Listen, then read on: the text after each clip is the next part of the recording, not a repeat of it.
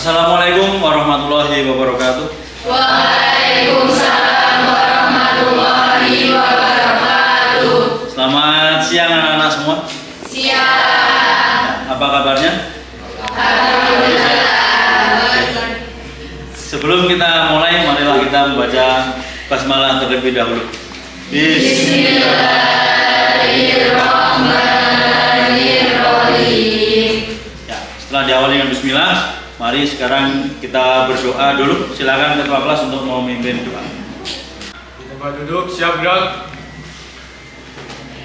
Berdoa, mulai. Bismillahirrahmanirrahim. Raditu billahi amin ya rabbal alamin. Amin amin ya robbal alamin. Semoga dengan membaca doa tadi, pelajaran kita pada siang hari ini menjadi lebih bermanfaat, lebih berkah, dan menjadikan jalanan atau sebab suksesnya kita hidup di masa yang akan datang. Amin. Oke, sekarang saya cek dulu kehadirannya. Jumlah siswa kelas ini ada 31. Ya, ini bangku kosong tidak masuk. Siapa? Alifia. Ya, Alivia tidak masuk. Oke, terima kasih. Selain itu sudah masuk semua. Silakan disiapkan bukunya, dikeluarkan alat tulisnya untuk lebih menyemangati kita dan kita untuk mereview konsentrasi kita. Kita belajar tepuk dulu, ya. Tepuk 1, tepuk 2, tepuk 3, tepuk 1. Ya, sudah konsentrasi semua. Terima kasih. Oke, pada kesempatan kali ini kita juga harus meningkatkan nasionalisme kita. Marilah kita menyanyikan lagu Garuda Pancasila. Hafal? Hafal. 3, 2, 1. Garuda Pancasila, akulah pendukungmu. Ayo maju, maju. Tepuk 2, tepuk 1. Pertemuan sebelumnya kita telah membahas tentang masyarakat Mekah sebelum Islam. Masih ingat pertemuan sebelumnya? Masih ya, masih. Nah, coba dengan satu pertanyaan untuk mengulang materi sebelumnya.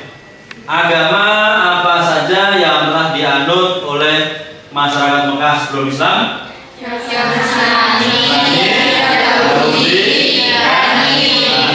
Ya, dan agama Hanif. Hanif adalah agama tauhid yang dibawa dan diajarkan oleh Nabi Ibrahim alaihi salam, yang seiring berjalannya waktu nanti akan diteruskan oleh Nabi Muhammad SAW. Itu adalah materi kita berikutnya, yaitu tentang dakwah Rasulullah periode Mekah. Oke, sudah siap ya? Nah, pada periode Mekah ini materinya nanti adalah tentang pra-kenabian, kemudian kenabian, dakwah Syriah, dakwah secara terang-terangan, dan bagaimana respon penduduk Mekah menerima dakwah yang disampaikan oleh Nabi Muhammad Shallallahu Alaihi Wasallam. Nanti kalian akan dibentuk 5 kelompok, yaitu kelompok A, B, C, D, dan E. Kelompok A mendiskusikan, membahas tentang pra-kenabian, kelompok B tentang kenabian, kelompok C tentang dakwah Syriah, kelompok D dakwah terang-terangan, kelompok E respon penduduk Mekah terhadap dakwah yang disampaikan oleh Nabi Muhammad SAW. Sebelum dibagi menjadi beberapa kelompok, saya sampaikan sedikit tentang pra-kenabian. Pra-kenabian itu meliputi kondisi ketika Muhammad masih remaja, sejak remaja sampai umur 30, kemudian menikah dengan siapa, kondisinya bagaimana, itu nanti silakan didiskusikan oleh kelompok A. Kemudian kelompok B mendiskusikan tentang kenabian, dari mulai awal mendapat wahyu yang pertama, ya, di mana yang memberi wahyu siapa, terus respon Nabi Muhammad bagaimana, itu nanti kelompok B. Kemudian kelompok C, dakwah siriyah. Bahasa gampangnya dakwah siriyah adalah dakwah secara sembunyi-sembunyi. Kemudian kelompok D, dakwah secara terang-terangan. Kemudian yang E, respon penduduk Mekah menerima dakwah terang-terangan dari Nabi Muhammad SAW. Oke, silakan dibentuk kelompoknya. Ada 5, kelompok A, B, C, D, dan E. Silakan bentuk kelompok.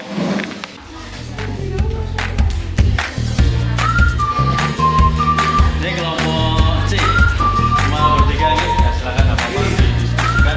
Nanti setelah itu nanti dipresentasikan.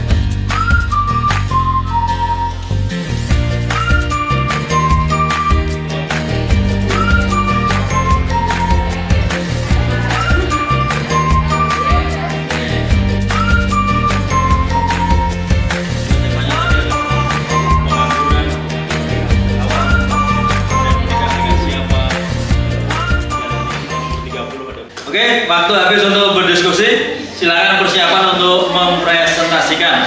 Nanti kelompok lain silakan untuk menanggapi dari prestasi yang dia disampaikan oleh kelompok yang lain. Silakan kita awali dengan kelompok A untuk mempresentasikan. Silakan berdiri.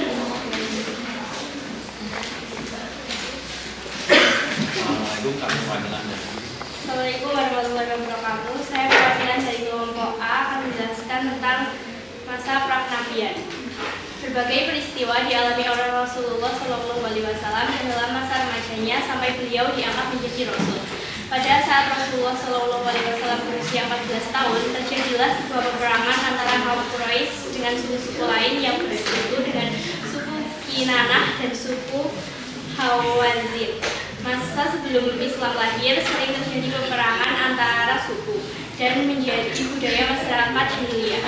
Kala itu Rasulullah SAW sempat ikut berperang melawan suku Hawazin. Peperangan tersebut dinamakan Perang Fijar. Dinamakan Perang Fijar karena telah terjadi pelanggaran terhadap kesucian tanah suci Makkah yang dianggap suci orang-orang Arab. Keikutsertaan Rasulullah SAW dalam perang tersebut menunjukkan bahwa beliau sosok pemberani, satria, dan pantang mundur. Demikian presentasi dari saya. Terima kasih. Wassalamualaikum warahmatullahi wabarakatuh. Waalaikumsalam warahmatullahi wabarakatuh. Silakan duduk. Silakan dilanjutkan kelompok B. Silakan kelompok B untuk berdiri di situ, kemudian salam, perkenalkan diri, dan sampaikan hasil diskusinya. Assalamualaikum warahmatullahi wabarakatuh. Waalaikumsalam warahmatullahi wabarakatuh. Saya mewakili kelompok saya dari kelompok B, yaitu masa kenabian. Tatkala Muhammad telah sampai pada usia kesempurnaannya, yaitu 40 tahun, Allah Subhanahu wa Ta'ala menganugerahkan kepadanya kecenderungan berkhaulat atau menyendiri, agar ia menjauh dari hiruk-pikuk kehidupan jahiliyah untuk bertahanus atau beribadah kepada Allah Subhanahu wa Ta'ala. Muhammad sering melakukan uzlah atau mengasihkan diri di Gua Hira dengan beribadah menurut agama Nabi Ibrahim alaihissalam. Demikian presentasi dari kelompok B. Saya akhiri. Wassalamualaikum warahmatullahi wabarakatuh. Waalaikumsalam warahmatullahi wabarakatuh. Tepuk tangan untuk kelompok C. Silakan kelompok C. Berikutnya kelompok C untuk berpresentasi. Assalamualaikum warahmatullahi wabarakatuh. Waalaikumsalam warahmatullahi wabarakatuh. Saya mewakili dari kelompok C akan menjelaskan dakwah siriyah. Rasulullah SAW memulai dakwahnya secara sembunyi-sembunyi, menyuruh manusia untuk beriman kepada Allah SWT, menganut agama tauhid dan mengenalkan bahwa Tuhan itu satu, yaitu Allah. Dakwah secara sembunyi-sembunyi dilakukan untuk menghindari munculnya gejolak yang sangat mungkin terjadi di kalangan masyarakat. Beliau memulai dakwah kepada keluarga dan karib kerabatnya. Beliau mengetahui bahwa orang Quraisy sangat terikat fanatik dan kuat mempertahankan kepercayaan jahiliyah. Dakwah secara sembunyi-sembunyi berlangsung selama 3-4 tahun. Terima kasih. Wassalamualaikum warahmatullahi wabarakatuh. Waalaikumsalam warahmatullahi wabarakatuh. Tepuk tangan untuk kelompok C. Terima kasih sudah presentasi semua. Silakan kelompok E untuk menanggapi hasil diskusi yang telah dipresentasikan tadi dari kelompok A. Silakan kelompok E untuk bertanya.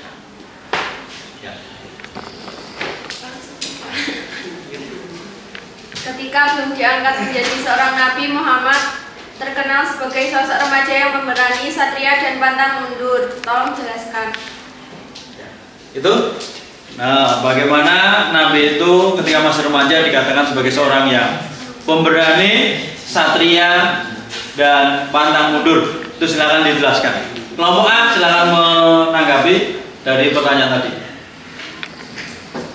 Saya teman-teman dari kelompok A akan menanggapi pertanyaan dari kelompok I. Ketika belum diangkat menjadi Nabi, Muhammad dikenal sebagai pemberani, setia dan pantang mundur. Hal ini dibuktikan dengan keikutsertaan beliau dalam perang Hijr. Perang ini dinamakan perang Hijr karena dianggap telah terjadi pelanggaran terhadap kesucian tanah suci Mekah yang dianggap suci oleh orang-orang Arab. Ya, demikian ya respon dari kelompok A. Tepuk tangan untuk kelompok A. Ya, terima kasih kalian telah berdiskusi. Saatnya kami sampaikan materinya. Ini kami menyiapkan satu video, silakan dicermati. Silakan dicermati videonya.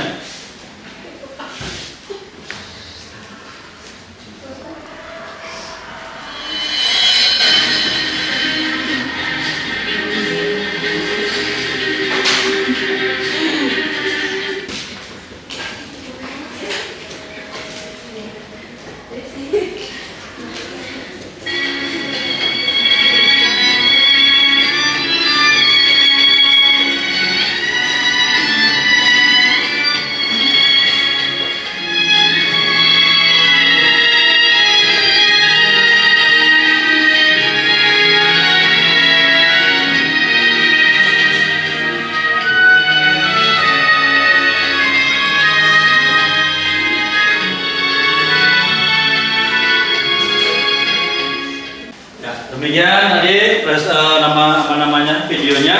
Silakan sekarang dicermati. Pra kenabian.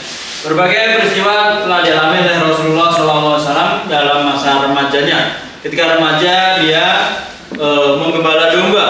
Kemudian agak dewasa sedikit dia sudah mulai ikut berdagang ke negeri Syam, sehingga akhirnya dia memperdagangkan barang dagangan dari Khadijah yang kelak ketika nanti berumur 25 tahun mereka Khadijah dan Nabi Muhammad akan menikah. Kemudian ketika umur 30 tahun ada permasalahan di masyarakat Mekah, nanti mereka akan diselesaikan, diberikan solusi oleh Nabi Muhammad SAW, sehingga karena kemampuannya tersebut Nabi Muhammad mendapat gelar Al-Amin. Setelah pra-kenabian, kemudian kenabian. Tatkala Muhammad telah sampai pada usia kesempurnaan yaitu 40 tahun, Allah Subhanahu wa taala menganugerahkan kepadanya kecenderungan berkhulwat. Apa itu berkhulwat? Berkhulwat adalah kecenderungan untuk menyendiri dari hiruk pikuk keramaian kota Mekah saat itu. Yang mungkin keramaian kota Mekah cenderung dengan kemaksiatan, sehingga Nabi Muhammad menyendiri di Gua Hira. Pada saat tanggal 17 Ramadan, dia didatangi oleh malaikat Jibril untuk menyampaikan wahyu pertama. Nah, penyampaian wahyu pertama itulah yang disebut sebagai kenabian, pengangkatan Muhammad sebagai seorang nabi. Kemudian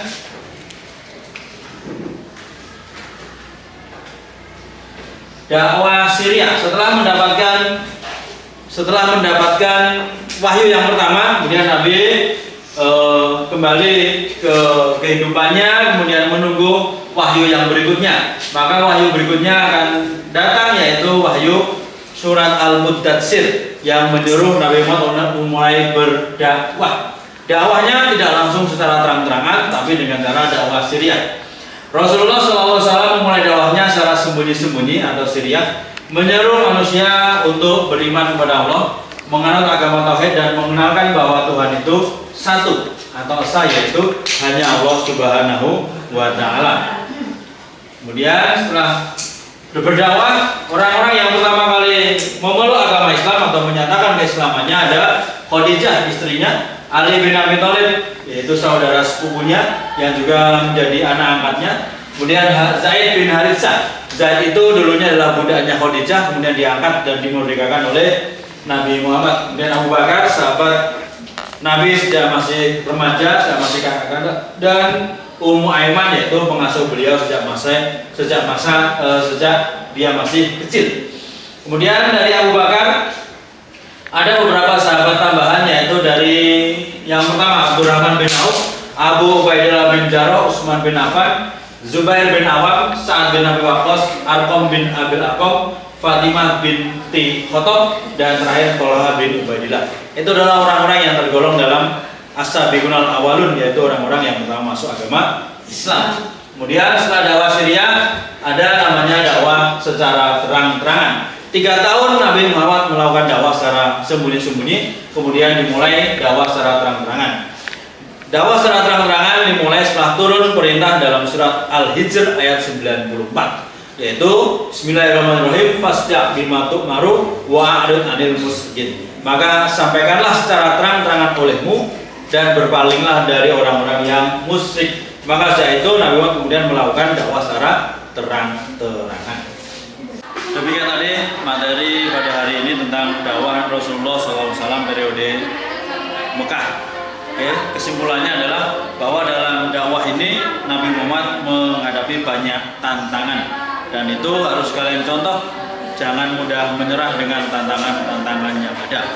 Adapun pada materi hari ini penguatnya adalah ketika kita berdakwah, ketika kita melakukan kebaikan, jangan pantang menyerah. Oke, sekarang saya ingin menanyakan kepada kalian, sudah paham ya?